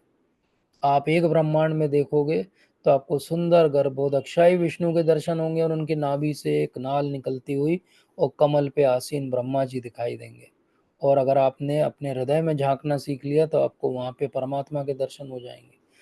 तो आज के सत्र का सार क्या है, आज के सत्र का सार ये कि भाई भगवान को सब जगह देखना आरंभ करो। आप सूर्य देव के भी दर्शन करो तो बलदेव विद्याभूषण जी कहते हैं कि वो भगवान के अंश के अंश के अंश के अंश के अंश का अंश है। लेकिन वो सूर्य जो है आपको पूरी एनर्जी प्रोवाइड कर रहा है और मेंटेन कर रहा है इस संसार को। तो सोचो भगवान के पास कितनी एनर्जी होगी, कितनी विभूतियां होगी और कितनी उनकी सुप्रीमेसी होगी। तो किसी तरह से अपना मन हमें भगवान के चरण कमलों में लगाना है। भगवान की इन विभूतियों का सार ये नहीं है कि भगवान इससे हमें कुछ जो है वो एडवर्टाइजमेंट कर रहे हैं अपने बारे में। भगवान बस ये चाहते हैं कि किसी तरह संबंध, अभिधेय और प्रयोजन, ये 3 सीढ़ी समझ जाओ और मेरे पास वापस आ जाओ। भगवान का यही सार है। तो इसलिए भगवान ने जो सार रूप में हमें कहा वो ये कहा कि कलयुग में जप यज्ञ ही है। इसलिए हरे कृष्ण कृष्ण कृष्ण हरे हरे, हरे राम राम राम हरे हरे। इसको हम अच्छे से जपें और निश्चय पूर्वक अगर हम अच्छे से करेंगे और निष्ठा रखेंगे भगवान के नाम के प्रति तो भगवान के ऐश्वर्य जो है हमें उद्घाटित भी होंगे और जो ऐश्वर्य हमें कहीं दिखेंगे तो उसमें भी भगवान के दर्शन हमें होने लगेंगे। तो आप सबका बहुत बहुत धन्यवाद। आप और इतने रेगुलरिटी से आ रहे हैं। अगर आप कोई सुधार के सुझाव देना चाहते हैं तो मोस्ट वेलकम। अगर कोई आज के सत्र के बारे में कुछ टीका या कुछ त्रुटि सुधार है तो उसके लिए भी मैं आग्रह करूंगा कि बताइए। एक बार फिर आप सबको धन्यवाद। हरे कृष्णा प्रभु जी। हरे कृष्ण माता जी। जी माता जी, दंडवत दंडवत प्रणाम। प्रणाम। दंडवत प्रणाम आप जी। सबसे बड़ी विभूति हैं। आवाज नहीं आ रही। आप, हमने बोला सबसे बड़ी विभूति है, आपको दंडवत प्रणाम यहाँ से।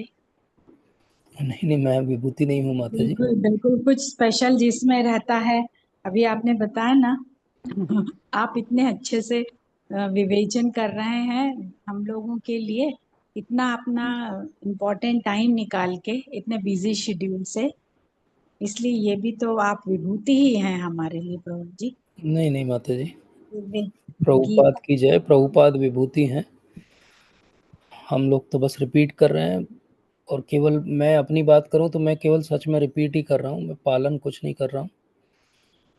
पर मैं आग्रह करूंगा कि आप सब लोग मेरे जैसे करना ना बने, बहुत बड़ी बात है, पालन भी इम्पोर्टेंट। करें।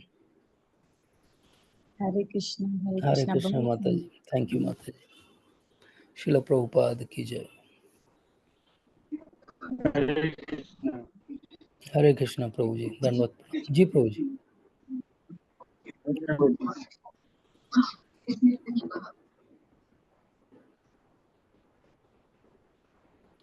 आपकी आवाज नहीं है, आप म्यूट हो गए प्रभु जी, अनम्यूट कर लीजिए please. Ji ji ji ji Prabhu ji. Last में हरे कृष्ण बोल रहे हैं। हरे जी जी जी, हरे कृष्ण प्रभु, हरे कृष्ण जी जी जी। माता जी ने लिखा है कि just uttering name of Krishna but not devoting mind into beautiful form of Krishna, will that work? नाम रूप गुण और लीला, पहले नाम फिर उसके बाद रूप और गुण। तो प्रभुपाद हमेशा कहते हैं कि जब हम अपने नाम जप की यात्रा को आरंभ करेंगे तो पहले वो नाम के रूप में ही आरंभ होगी और फिर वो रूप गुण लीला के स्तर पे जाएगी। श्रील प्रभुपाद ने एक बार एक लेक्चर में बहुत सुंदर बात कही थी। उन्होंने बड़ा सुंदर एग्जाम्पल दिया था अमेरिका में। उन्होंने कहा कि जैसे हम टीवी को ऑन करते हैं तो जैसे ही टीवी ऑन होता है उसका वीडियो भी दिखने लगता है, उसका साउंड भी आने लगता है और हमें समझ में भी आने लगता है कि क्या चल रहा है।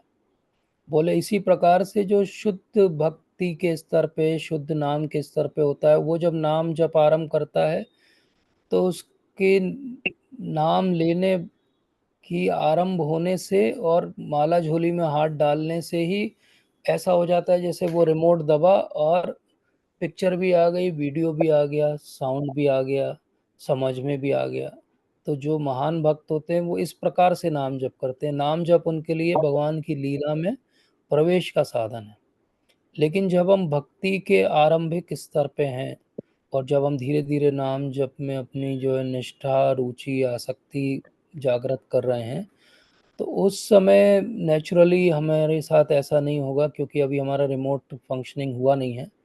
तो हमारे लिए प्रभुपाद ने जो आज्ञा दी है वो ये है कि हम नाम जप करें, जो बोलें उसको ध्यान से अपने कर्णों से सुनने का प्रयास करें, जितना ध्यान लगे उतना ध्यान लगाएं और नाम पे ध्यान रखें, श्रवण पे ध्यान रखें। तो ये हमारे लिए आज्ञा है। इसलिए अभी हमें बहुत विशेष रूप से प्रयास नहीं करना चाहिए आरंभ में नाम जप करते हुए कि हमें भगवान के रूप गुण लीला के दर्शन होंगे। वो तो आगे के स्टेजेस में होंगे, तो इसलिए उसकी चिंता भी नहीं करना चाहिए, उसको हमारी प्रायोरिटी भी नहीं बनाना चाहिए। वो ऑटोमेटिक है, जब भगवान की कृपा हो जाएगी तो वो आ जाएगा। हम अपने पार्ट में काम करें, बाकी सब भगवान पे छोड़ दें। और विशेष रूप से माता जी ने जो प्रश्न पूछा है, she is a very senior devotee, और ये उत्तर मैंने उनके लिए नहीं दिया है, ये उत्तर मैं अपने लिए दे रहा हूँ। ये उत्तर माता जी के लिए नहीं है। माता जी बहुत सीनियर डिवोटी हैं, उनको रूप गुण लीला का अनुभव है, इसलिए उन्होंने ये प्रश्न हम सबके लिए पूछा था। Thank you so much. तो आज हरे कृष्ण प्रभु जी। हरे कृष्ण प्रभु जी। जी प्रभु जी, दंडवत प्रणाम जी धन्यवाद प्रभु। प्रभु जी। प्रभु जी अगर टाइम हो तो पूछो क्वेश्चन। पूछिए पूछिए। I like your questions because it अरे thank reminds me of my times. I क्या used Prabhu to ji? ask all this. It reminds me of my times. I used to ask these type of questions only. Yes. हाँ ठीक है, thank you so much Prabhu ji. Prabhu Yeah. Ji question ये है कि मेरा भी हरिनाम पे ही क्वेश्चन है कि Yeah. नाम तत्व क्या होता है और शुद्ध नाम क्या होता है, और ये दोनों वैसे श्रीमद गौर गोविंद स्वामी महाराज जी की बुक्स के नेम भी है, तो हाँ, yes. ये दोनों क्या होते हैं, और नाम अपराध से जो शुद्ध नाम तक का जो जर्नी रहता है ये किन फैक्टर्स पे डिपेंड करता है? क्या इनिशिएशन पे भी डिपेंड करता है या और कोई फैक्टर पे भी डिपेंड करता है? और एक नाम अपराध पे ये भी बोलना चाहूंगा कि जैसे नाम अपराध में हम 10-11 जो रहते हैं वो हम सब फॉलो कर भी लेते हैं, तो 9th वाला तो ऐसा रहता है कि डिवोटी फॉलो कर ही नहीं सकता है, क्योंकि वो तो ऐसा रहता है ना, जिसकी नाम में श्रद्धा नहीं है उसको उपदेश करना, तो ये तो हमेशा डिवोटी ये ऑफेंड करेगा ही, क्योंकि वो तो हमेशा Yes. जो श्रद्धा नहीं है जिसकी उसको तो वो प्रीच करेगा ही। Yes. Yes. ठीक है, I will come to it. First, like your question is very wide. It is like a session on Naham Jap, but it is a very important question. I got an opportunity to. I would like to speak a bit lengthy on it. So tolerate me now because you asked this question. तो कृपया करके ध्यान से सुनिए। हम जो भी चर्चा इस बारे में करेंगे उस चर्चा का जो आधार है वो श्रीमद् भागवत के अंदर, जहाँ पर अजामिल उपाख्यान के बाद में यमदूत और यमराज के बीच में जो चर्चा हो रही नाम पे, वहाँ से भक्ति विनोद ठाकुर महाराज की हरिनाम चिंतामणि बहुत सुंदर पुस्तक है, वहाँ से महानिधि स्वामी महाराज की पुस्तक है ऑटोमेंटिंग, वहाँ से, और सचिनंदन महाराज की 3 पुस्तकें हैं हरिनाम पे, वहाँ से। अब इन सब का जो सार है वो मैं सामने प्रस्तुत करूंगा अगले कुछ समय। हरिनाम जो है भगवान ने इसी अध्याय में कहा कि हरिनाम सबसे महत्वपूर्ण यज्ञ है। तो हमने ये तो समझ लिया हम कलयुग में हैं और हमें ये यज्ञ करना चाहिए, क्योंकि हर युग का एक यज्ञ है और भगवान ने कहा है कि हरिनाम सबसे अच्छा यज्ञ है, इसलिए हम करेंगे। जैसे कोई भी यज्ञ करने के लिए कुछ साधनों की आवश्यकता पड़ती है, कुछ एक यज्ञ वेदी होती है, आहुतियाँ होती हैं, उसके लिए कुछ प्रिपरेशन होती है, तैयारी होती है। तो इसलिए बहुत आवश्यक है कि वो तैयारी जप यज्ञ में भी होती होगी। कितना भी इजी करेंगे लेकिन टेम्पलेट तो यज्ञ वाला ही लगने वाला है। तो वो यज्ञ वाला टेम्पलेट क्या है? तो यज्ञ वाला टेम्पलेट ये है कि हमें यहाँ पे कोई बाहरी आहुतियाँ नहीं डालनी है। यहाँ पे हमारी आहुति हमारा अटेंशन है और हमारी कॉन्शियसनेस है। अब इसको ध्यान से समझिए, अटेंशन और कॉन्शियसनेस से यज्ञ करना है। अटेंशन और कॉन्शियसनेस को डोवटेल करके यज्ञ करना है, ध्यान पूर्वक जप करना है। शब्द केवल इतना सही है, ध्यान पूर्वक जप करना है। जितने सारे ऑफेंस हैं जो अभी प्रभु जी ने हमें बताए, 10 नाम अपराध कहते हैं उनको, पद्म पुराण के अंदर हैं। 10 नाम अपराधों की जो चर्चा है उसके अंदर एक नाम अपराध जो प्रभु जी ने अभी कहा कि अभक्तों को जो है हरि नाम की महिमा के बारे में नहीं बताना चाहिए। तो ये बहुत विशेष रूप से समझना चाहिए कि जब हम प्रचार कर रहे हैं तो हम प्रचार में सबसे पहले हरि नाम की महिमा ना बताएं। हम पहले उस व्यक्ति विशेष को भगवान के प्रति उसका क्या रुचि आसक्ति है कि नहीं उसको समझें, और उसको समझ के फिर हम हरि नाम के बारे में बताएं, अन्यथा वो अपराध हो जाएगा। तो यहाँ पे बहुत विशेष रूप से ध्यान देना है कि पहले इंटरेक्शन में आप हरि नाम के बारे में चर्चा करेंगे, और अगर उसने हरि नाम के बारे में कुछ भी अनर्गल प्रलाप किया तो नुकसान क्या होगा? 2 नुकसान होंगे। एक तो हमें सुनना पड़ेगा वो सब जो हरि नाम के बारे में वो अनर्गल बातें करेगा, और दूसरा उस बेचारे का जो सुकृति जागृत होती हमारे द्वारा, वो हरि नाम की जो है निंदा करने के कारण वो सुकृति और कई कई जन्मों तक उसको हरि नाम की शरण नहीं मिलेगी, क्योंकि ऑफेंस हो गया उसका। इसलिए कहा जाता है कि भगवान की महिमा आप बताओ, भगवान से संबंध जागृत करने की बात आप बताओ। तो इसीलिए मैक्सिमम प्रीचिंग हमारी प्राइमरी लेवल पे भगवान की महिमा वाली होना चाहिए, संबंध ज्ञान की प्रीचिंग होना चाहिए। भक्ति विनोद ठाकुर महाराज अपनी पुस्तकों में स्पष्ट रूप से कहते हैं, और भक्ति सिद्धांत सरस्वती ठाकुर महाराज तो इसको बिल्कुल हैमर करते हैं कि आपको क्या प्रचार करना है, बोले संबंध का प्रचार करो, संबंध ज्ञान दो, अभिधेय प्रयोजन आगे की बात है। इसलिए कहा गया कि ये नाम अपराध हो जाएगा अगर नाम की बारे में आपने पहले दिन बता दिया। क्यों अपराध हो जाएगा? क्योंकि उससे अपराध हो गया कुछ, तो वो आप भी उसके भागी हो जाओगे, हिस्सा बन जाओगे। तो ये हमें ध्यान रखना चाहिए। अब हम आते हैं कि जैसे प्रभु जी कह रहे थे कि अलग अलग स्तर होते हैं नाम जप के, तो नाम जप के 3 स्तर जो है वो बताए गए हरि नाम चिंतामणि में। और वो 3 स्तर कौन बता रहे हैं? स्वयं हरिदास ठाकुर महाराज बता रहे हैं। चर्चा किससे कर रहे हैं? वो स्वयं महाप्रभु चैतन्य महाप्रभु और हरिदास ठाकुर जो है सिद्ध वकुल में बैठे हैं, हरि नाम पे चर्चा कर रहे हैं। कौन? एक जो उस युग धर्म को प्रचार करने धरती पे आया है, और एक जो उस युग धर्म का नाम का आचार्य है। अब ये दोनों जब लेवल की चर्चा करेंगे तो किस लेवल की चर्चा करेंगे?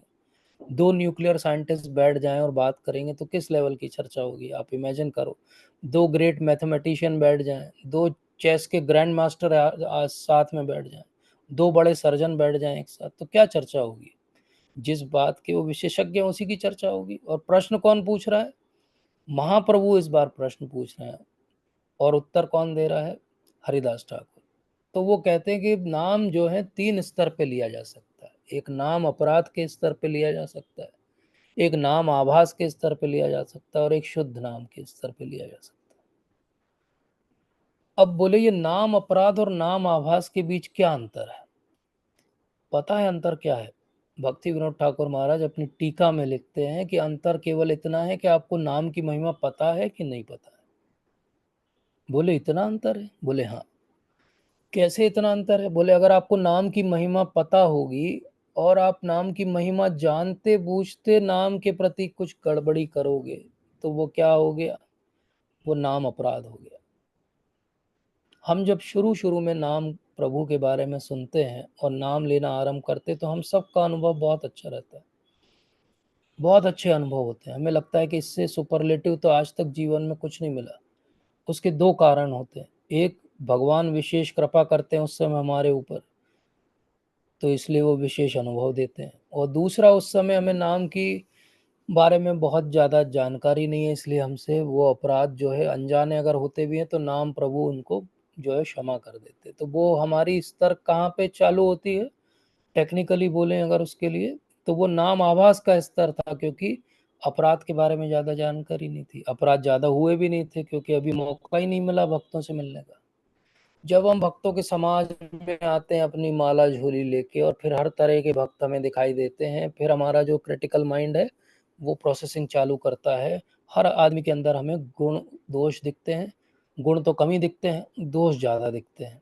और फिर हम जो है वो उस दोष का जो है वो प्रचार भी करने लगते हैं, सबको बताने लगते हैं। तो दोष का ढिंडोरा भी पीट देते हैं कभी कभी हम जो है वो दोष को देख के दोष दृष्टि तो रख ही लेते हैं उस व्यक्ति के प्रति। तो अब जो हम नाम जप कर रहे हैं वो क्या है?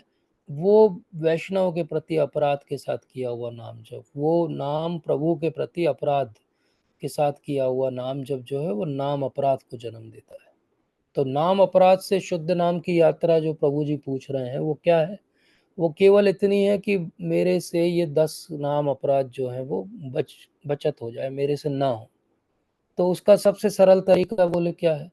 नाम की महिमा इतनी पढ़ें, इतनी पढ़ें, इतनी पढ़ें, इतनी पढ़ें कि निष्ठा हो जाए। ऐसी निष्ठा हो जाए कि वो डिगे नहीं। आपको ये पता लग जाए कि अभिनत्वम नाम नामिनो, नाम और नामी में कोई भी अंतर नहीं। आज हमें ये समझ में आता है क्या? नहीं आता है। ये जो अभिनत्वम नाम नामिनो है, यहाँ से ही हमारी जर्नी चालू होगी। जिस दिन हमको ये रियलाइज हो जाएगा भगवान और भगवान के नाम में कुछ भी अंतर नहीं है, तो हम किस स्तर पे आ गए?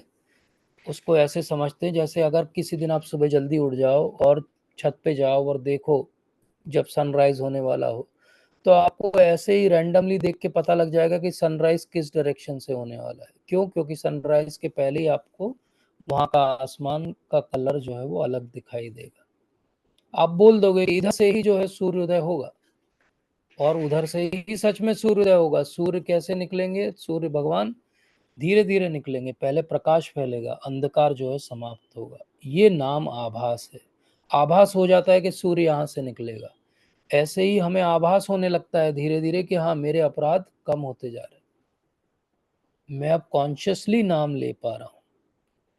तो नाम अपराध के स्तर पे मैं फोर्सफुली नाम ले रहा हूँ, मैंने प्रॉमिस किया है इसलिए मैं नाम ले रहा हूँ, मुझे किसी ने बोला है इसलिए मैं नाम ले रहा हूँ। नाम आभास का स्तर आते आते मेरी थोड़ी रुचि है, मैं भी समय निकाल रहा हूँ नाम लेने के लिए, मैं भी कॉन्शियसली कोशिश कर रहा हूँ कि मुझसे नाम अपराध ना हो। पूरे अपराध समाप्त नहीं हुए, जैसे धीरे धीरे लालिमा फैल रही है, पूरा सूर्य के दर्शन नहीं हुए, लेकिन हमें पता है कि यहीं से सूर्यदेव आएंगे। अब हमें पता लग जाता है कि ये आभास जो हो रहा है मुझे नाम का, अगर ये कई गुना ज्यादा आगे बढ़ जाएगा तो ये शुद्ध नाम हो जाएगा। तो फिर जब सूर्यदेव और आगे ऊपर चढ़ते हैं तो फिर आप देखो दोपहर के समय 12 बजे सूर्य जब आपके सिर पे होते हैं, कितनी तेज रोशनी है, कितनी तेज जो है ऊष्मा है। ऐसा ही नाम है, वो जो लालिमा थी नाम आभास की, वो आखिरी में नाम शुद्ध हो जाता है। वो शुद्ध नाम की जो तपन है, शुद्ध नाम का जो भाव है, शुद्ध नाम के समय जो अनुभव है, वो वैसा ही है जैसा मैंने अभी उदाहरण दिया था।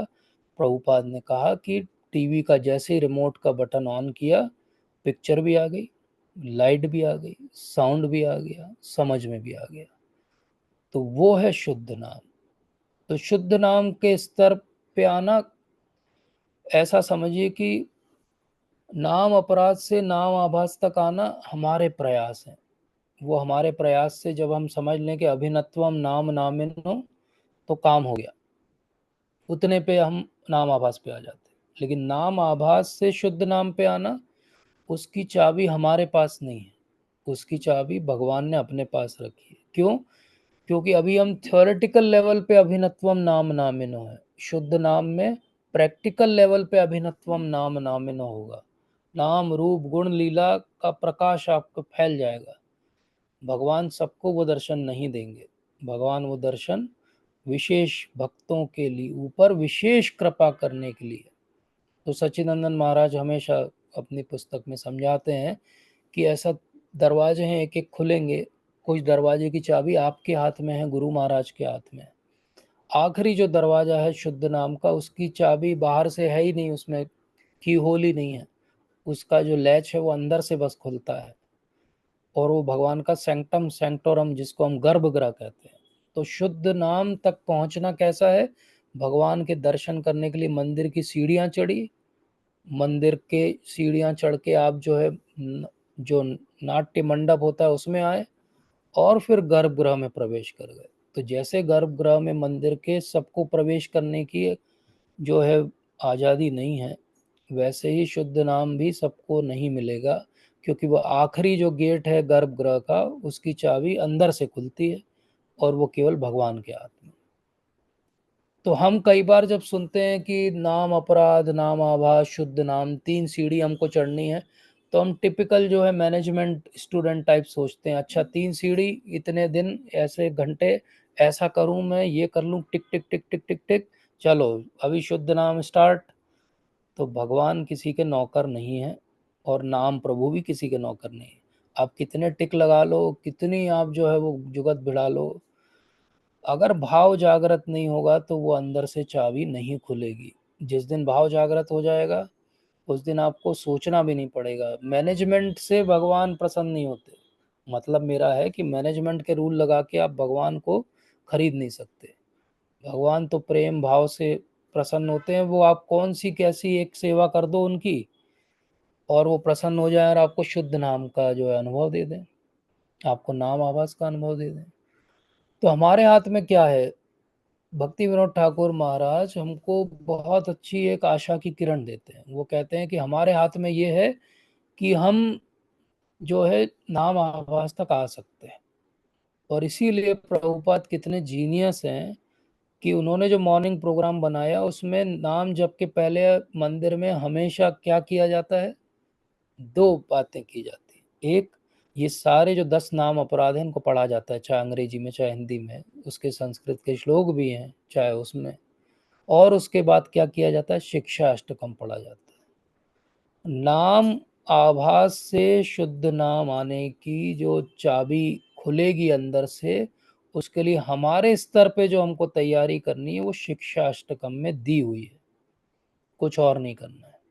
तो शिक्षा अष्टकम की तैयारी क्या है, वो चेतो दर्पण मार्जनम से आरंभ होती है कि चित्त का जो है वो शुद्धिकरण करना। आज भी भगवान क्या कह रहे थे, मत चित्ता मदगता प्राणा बोधयंत परस्परम।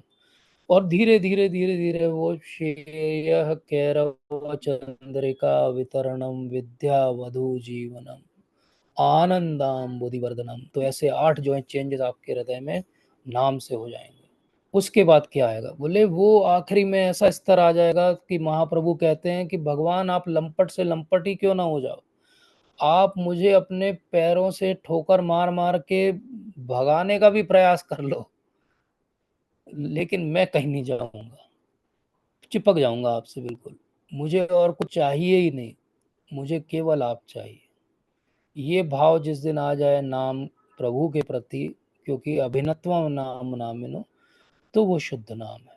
तो ये यात्रा सुनने में लग सकती है कि बहुत लंबी है, लेकिन भगवान के लिए कुछ भी नहीं है। भगवान का ऐश्वर्य ऐसा है कि वो किसको क्या दे दें, कब दे दें। उनकी अहेतु की कृपा हो जाए, गुरु महाराज की हो जाए, तो कभी भी मिल जाए। तो प्रभु जी का एक तीसरा एस्पेक्ट था क्वेश्चन में कि इनिशिएशन का क्या रोल है, क्या दीक्षा आवश्यक है। तो मैं बिल्कुल स्पष्ट रूप से शास्त्रिक आधार पे ये कह रहा हूँ कि दीक्षा आवश्यक है। क्यों आवश्यक है हरिनाम दीक्षा, क्योंकि वो गुरु महाराज का विशेष अनुग्रह जो है आपके ऊपर है, इसको दर्शाती है। तो दीक्षा तो डेफिनेटली आवश्यक है, इसमें कोई शक नहीं है। इनिशिएशन का अर्थ ही अंग्रेजी में शब्द जो लिया प्रभुपाद ने वो था इनिशिएशन। इनिशिएशन मतलब आरंभ करना किसी बात का। तो दीक्षा तो आरंभ है हमारी भक्ति का। और शिष्य बनने का अर्थ क्या होता है, शिक्षा में रहना। तो यहाँ पे दीक्षा के 2 एस्पेक्ट हैं, ध्यान से सुनिए। हम सब जो दीक्षित भक्त हैं उन सब के लिए भी, जो दीक्षा लेने की सोचते हैं उनके लिए भी, जो दीक्षा लेने की सोच चुके हैं लेकिन दीक्षा नहीं मिल पा रही उनके लिए भी। और वो विशेष बात क्या है, एक दीक्षा होती है एक सोशल सेरेमनी कि गुरु महाराज ने आपको पुकारा, एक नया नाम दिया और आपके हाथ में एक माला दी और एक यज्ञ हुआ और गुरु महाराज ने सारे कर्म अपने ऊपर ले लिया आपके। आप एक क्लीन स्लेट हो गए, आज से आप अपनी भक्ति के जीवन का इनिशिएशन करेंगे। ये एक सोशल सेरेमनी है। बहुत सारे लोग हैं, अनफॉर्चुनेट बात है ये, लेकिन है, सच्चाई है, मैं भी उनमें से एक हूँ, जिनको भगवान की गुरु महाराज की कृपा मिल गई, दीक्षा भी मिल गई, लेकिन उसका व्यवहार जो है वो एक शिष्य के भांति का व्यवहार नहीं है। उसका व्यवहार बहुत ही खराब है, इतना खराब है कि उसको एक्चुअली शिष्य बनने का अधिकार नहीं।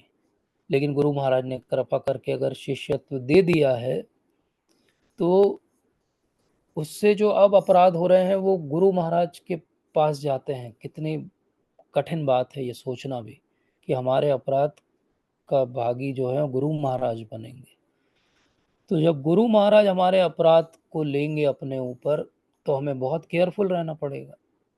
लेकिन फिर भी बहुत सारे लोग दीक्षा लेने के बाद भी अपनी पुरानी कंडीशनिंग के कारण बहुत सारी मिस्टेक्स करते हैं। लेकिन गुरु महाराज कृपालु हैं, दयालु हैं, इसलिए वो आते रहते हैं, हर जन्म में आते हैं और हमको वापस ले जाने के अपने तरफ से पूरे प्रयास करते हैं। तो यहाँ पे विशेष बात क्या है, वो हो गई एक सेरेमनी सोशल, जिसमें आपने सबके सामने फोटो खिंचाया और माला आपने अपने हाथ में ले ली। पर वो सेरेमनी उतनी इम्पोर्टेंट नहीं है जितनी ये सेरेमनी इम्पोर्टेंट है कि एक्चुअली आपने हृदय से अपने आप को गुरु महाराज को समर्पित कर दिया।